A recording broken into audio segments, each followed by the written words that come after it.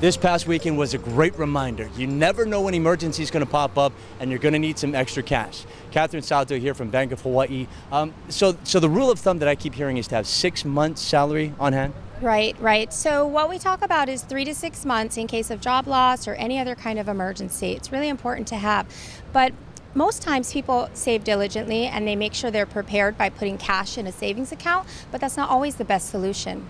Okay, so what is the best solution? Well, for homeowners, I always suggest a home equity line of credit. Some people use it for renovations, other people use it for like maybe paying college tuition, but for emergencies, it's a really small setup and maintenance fees for having this available line where then you can put your other cash to work.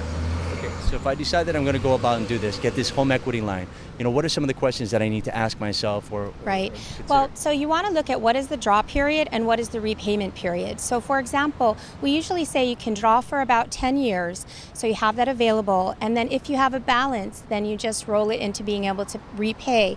Normally it's around 15 years. But if you've never used it, then you haven't had to pay any interest during the time.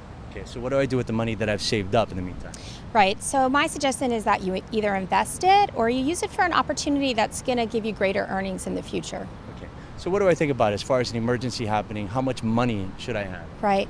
Well, we need to be really careful in Hawaii because a lot of us are sitting on a lot of equity in our homes, and you don't want to, this is your home. You don't want to take out as much equity as you can. You want to take out what do you need if you need to replace a roof? What would you need if you had an emergency and you had no job or no income for 6 months? So use that as a gauge and always just be really careful that you don't overcommit and read all the documentation when you sign for any loan. That's right, because you never know when you're going to need it. Catherine Salto here from Bank of Hawaii. All this information is going to be on our website, hawaiinewsnow.com. For Catherine, I'm Steve Uehara.